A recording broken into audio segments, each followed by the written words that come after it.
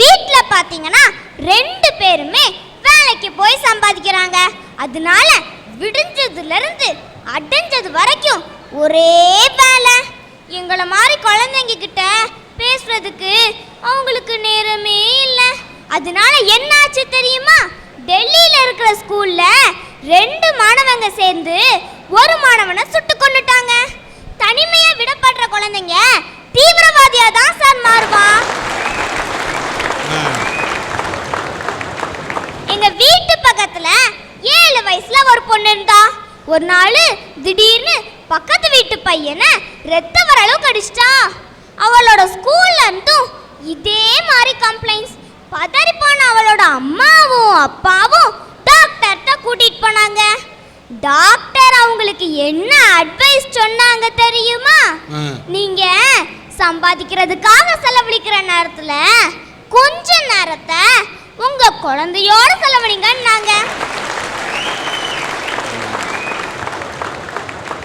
எங்க சிரிப்பை விட பணமா சார் முக்கியம்?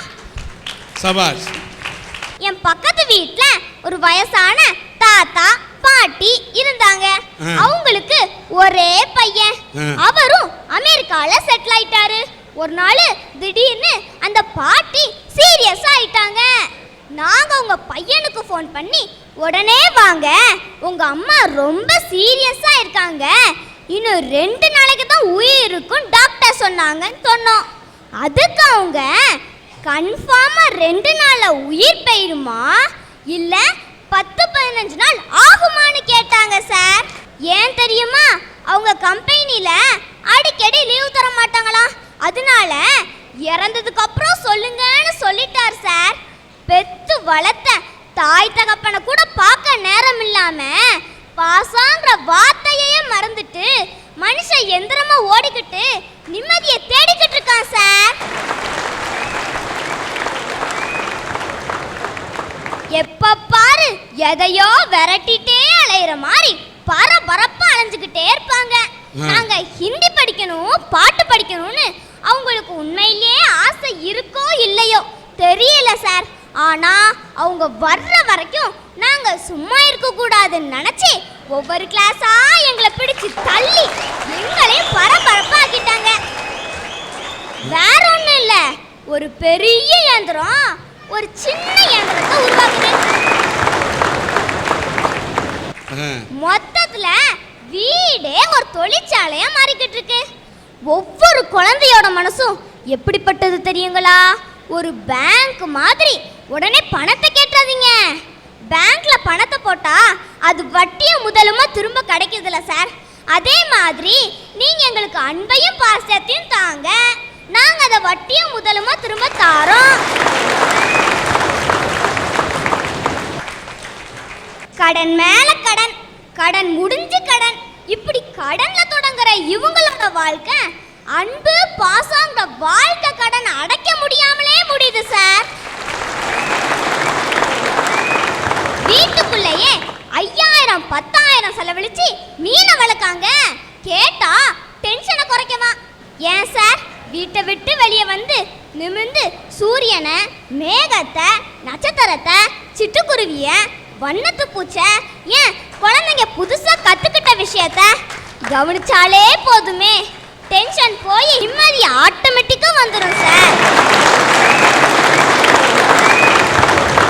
சார், மழை அழகுதான் வீடு ஒழுகாத வரை, தென்றல் அழகுதான் புயலாக மாறாத வரை, மின்னல் அழகுதான் கண்ணை பறிக்காத வரை, சூரியன் அழகுதான் சுட்டரிக்காத வரை, கடல் அலை அழகுதான் அடித்து செல்லாத வரை, உயர்வு அழகுதான் நேர்மை இருக்கும் வரை. உயர்ற நோக்கத்தில் நம்மெல்லாம் நேர்மை இழந்துட்டு இருக்கோன்னு தான் சார் நான் பேச வந்திருக்கேன். சார், உலகத்தில் பிறந்தா உயரணும், உயரணும்னா அதுக்கு உழைக்கணும். மதிலில் நிற்கிறவனுக்கு மாடிக்கு உயரணும்னு ஆசை, மாடியில் நிற்கிறவனுக்கு மலைக்கு உயரணும்னு ஆசை. இதில் எந்த விதத்தில் எதுக்காக எப்படி உயர்றோங்கிறது தான் நம்ம நேர்மையை சோதிக்கிற விஷயம் சார். சார், எங்கள் வீட்டு பக்கம் ஒரு கோடீஸ்வரர் இருந்தார். அந்த கோடீஸ்வரருக்கு 3 பொண்ணு 2 பையன், 5 பேரையும் நல்ல இடத்துல கட்டி கொடுத்தாரு. ஆளும் ஒவ்வொரு நாட்டில் இருக்கிறாங்க. இந்த கோடீஸ்வரர் ஒரு நாள் அவர் நோய்வாய்ப்பட்டு இறந்துடுறாரு. 5 பேர் வராங்க. 5 பேருக்குள்ளேயும் சொத்து தகராறு ஐயாவை தூக்கி அப்படி ஒரு ஓரமா வையின்னு 18 மணி நேரம் கழிச்சு சொத்து தகராறு முடிஞ்சதுக்கப்புறம் அந்த ஐயாவை தூக்கிட்டு போனாங்க சார். கோடீஸ்வரருக்கு அந்த நிலைமை இது. பணத்தாலையும் பதவியாலையும் எவன் ஒருத்தன் உயரணும்னு நினைக்கானோ அவன் மட்டும்தான் நேர்மை இழக்கிறான். இப்போ நம்ம பரிசலில் போயிட்டு இருக்கோம்னு வைங்களேன், அந்த பரிசலில் ஒரு ஓட்டை வந்துருச்சு. அந்த ஓட்டை வழியாக தண்ணியில் வேமா உள்ளே வருது. அந்த தண்ணியை வாரி இறைச்சி நம்ம வெளியில் விடலைன்னா நம்மளை நம்ம பாதுகாத்துக்க முடியாது. சேர்ந்துச்சுன்னா நமக்கு சேதாரம் ஆயிரும். அது போலதாயா பணத்தாலையும் பதவியாலையும் எவன் ஒருத்தன் உயரணும்னு நினைக்கானோ அவன் மட்டும்தான் நேர்மை இழக்கிறான். சரி சார், நேர்மை இழந்தா சட்டம் இருக்கு, போலீஸ் இருக்கு, அது இருக்கு, இது இருக்குன்னு நிறைய பேசுறாங்க சார். சட்டத்தை பத்தி நான் ஒன்று சொல்றேன் கேளுங்க. இப்போ ஒரு இடத்துல ஒரு தப்பு நடக்குன்னு வைங்களேன், தமிழ் சினிமாவில் வர்ற மாதிரி மேக்சிமம் அப்படியே சுற்றி முற்றி சண்டைலாம் முடிஞ்சோடனே போலீஸ்காரங்க வந்துடுறாங்க. வந்து கூட்டு போயிடாங்கன்னு வைங்களேன், ஒரு கட்டு கார்பன் ஷீட்டும் ஒரு டசன் பேப்பரும் வாங்கி கொடுத்தா அவன் பரம்பரையே ரொம்ப நல்லவங்கிற மாதிரி சில போலீஸ் ஸ்டேஷனில் உள்ள ஃபைல் பேச சார் உயர நோக்கில் அவன் நேர்மை இழக்கிறான். அந்த காலத்தில் சொல்லுவாங்க அரசன் வழி மக்கள் அவ்வளி அப்படின்னு சொல்லுவாங்க. ஆனால் இப்போ மக்கள் எவ்வளி அரசன் அவ்வளி. இன்னைக்கு அரசியல்ல நேர்மையை தேடுறது ராஜஸ்தான்ல போய் பனிப்பாறையை தேடுற மாதிரி இருக்கு சார். எங்க சார் இருக்கு நேர்மை அரசியல்ல? சார் ஒரு கான்ட்ராக்ட் சைன் பண்ற விஷயத்துல எவ்வளவு குளறுபடி பாருங்களேன் சார். அப்ரூவ்னு போட்டுருவாங்க, கமிஷன்லாம் பேசி முடிச்சு. அப்ரூவ்னு போட்ட அடுத்த நாள் கமிஷன் வீட்டுக்கு வரலையாக்கும். அதே ஃபைல் எடுத்து முன்னாடி ஒரு நாட் போட்டுருவாங்க, நாட் அப்ரூவ்டு. அந்த அப்ரூவல் வாங்கினே கையில காலில் விழுந்து ஐயா சொன்ன பேசுனதை கரெக்டாக கொடுத்துருந்தேன் அப்படின்னு சொன்னா நோட்டு வந்த உடனே அந்த நாட் அப்ரூவ்டா மாறிடு சார். எப்படி சார்? அவன் உயர்ந்த நோக்கத்தில் நேர்மை இழக்கிறான். நேர்மைங்கிறது நம்ம பார்க்குற பார்வையில் இருக்கு. உங்களுக்கு நேர்மையா இருக்கிறது இன்னொருத்துக்கு தவறா இருக்கலாம். அவருக்கு நேர்மைன்னு படுறது வேற ஒருத்தருக்கு தவறு இல்லாத காரியமா படலாம். இன்னொருத்தர் அவர் அதை நேர்மை இல்லைன்னு சொல்லலாம். நம்ம இலக்கியங்கள்ல பிச்சை எடுக்கிறது தப்புன்னு சொல்லி இருக்கு. ஆனா அதே இலக்கியம் பிச்சை புகினும் கற்கை நன்றேன்னு சொல்லி இருக்கு. எந்த காரியத்துக்காக நீங்க நேர்மையா அணுகிறீங்களோ அந்த காரியத்தை பொறுத்து இந்த நேர்மை இருக்கிறது. அதனால நேர்மைங்கிறது இழப்பு இல்லை, எந்த இடத்தை பொறுத்துங்கிறது கேள்வி. சார், எங்க ஊர்ல ஒருத்தர் ரொம்ப நல்ல மனுஷன் வார்டு கவுன்சில் தேர்தலுக்கு நின்னார். வெறும் 3000 ரூபாய் மட்டும்தான் செலவழிச்சாரு. ரொம்ப நல்ல மனுஷன், போஸ்ட் அடிக்கத்தான். அதுவும் நின்று 10,000 ஓட்டு வித்தியாசத்தில் தோத்துட்டார். அதே ஆளு அடுத்த தேர்தலில் 1.5 லட்சம் ரூபாய் செலவழிச்சு 11 ஓட்டு வித்தியாசத்தில் ஜெயிச்சார்னா நம்ம எங்க இருக்கோம் சார்? சார், நமக்குன்னு ஒரு உன்னதமான உரிமை கொடுக்கப்பட்டிருக்கு, ஓட்டுரிமை. இன்னைக்கு எத்தனை பேர் சரியா ஒழுங்கா எதையும் எதிர்பார்க்காம ஓட்டு போடுறாங்க?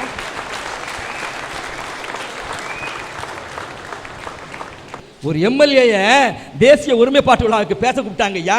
இவர் போனார், மைக்கை பிடிச்சாரு.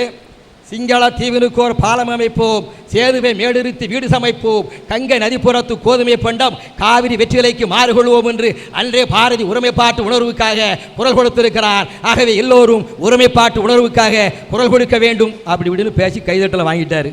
வீட்டுக்கு போனார், படுத்தார்.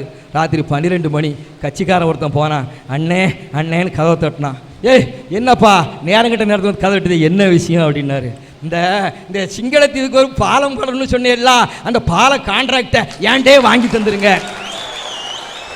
அவன் போயிட்டான். இவர் பொண்டாட்டி சொன்னா, என்னங்க பாரதியார் பாடலை தானே மேற்கோளை காட்டின சொல்ல வேண்டியது தானே அப்படின்னு. அவன் சொல்லலாம், அடி போடி பைத்தியக்காரி, இப்படி முட்டா போய் இருந்தா தான் நான் எம்எல்ஏ இருக்க முடியும். ஒரு புதுக்கவிதைக்காரர் ரொம்ப அருமையாக சொன்னா, ஐயா திருடன் ஓட்டை பிரித்து விட்டு திருடுகிறான், அரசியல்வாதி ஓட்டை வாங்கி விட்டு திருடுறான்னு ரொம்ப அருமையா சொன்னாயா.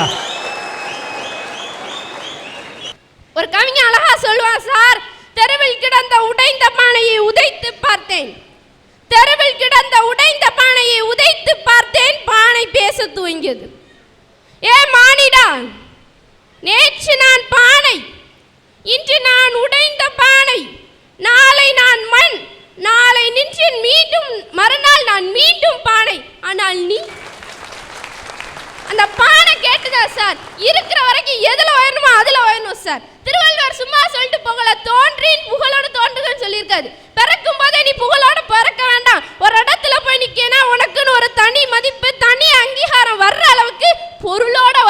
சார். சார், வாழ்வதற்கு பொருள் வேண்டும், வாழ்வதற்கு பொருள் வேண்டும், வாழ்வதிலும் பொருள் வேண்டும். அமைதியான நதியினிலே ஓடும் ஓடம் அளவில்லாத வெள்ளம் வந்தாலாடும். ஐயா, அமைதியான நதியில ஓடிட்டு இருந்த எங்க வாழ்க்கை அளவில்லாத வெள்ளம் வந்து ஆடுற ஓடம் மாதிரி இந்த நிம்மதி இல்லாத இந்த எந்திரத்தனமான உலகத்துல மொத்தமா நிம்மதியை தொலைச்சிட்டோம் அப்படிங்கிறத பேச வந்திருக்கேன் சார். இன்னைக்கு என் வீட்டை எடுத்துக்கோங்க ஐயா. என் வீட்டில் டிவி, மிக்சி, கிரைண்டர் எல்லாம் இருக்கு சார். ஆனா எதை எனக்கு சந்தோஷம் கொடுக்கணும் நான் வாங்கி வச்சிருக்கிறோம், அது எனக்கு இன்னைக்கு நிம்மதியை கொடுக்காம எனக்கு நிம்மதியை கெடுத்துட்டு இருக்கு சார். டிவியில் எனக்கு ஒரு சேனல், நியூஸ் சேனலு, என் பையனுக்கு போகோ சேனலு, என் ஒய்ஃபுக்கு சூர்யா சேனல் சார். இப்படி சேனலா வீடு பிரிஞ்சு கிடக்கு சார். நான்லாம் 10 வயசுல என்னுடைய பக்கத்து வீட்டில் ஓடிட்டு இருக்கிற டிவியை அந்த சின்ன ஜன்னல் வழியே இப்படி எட்டி பார்ப்பேன்.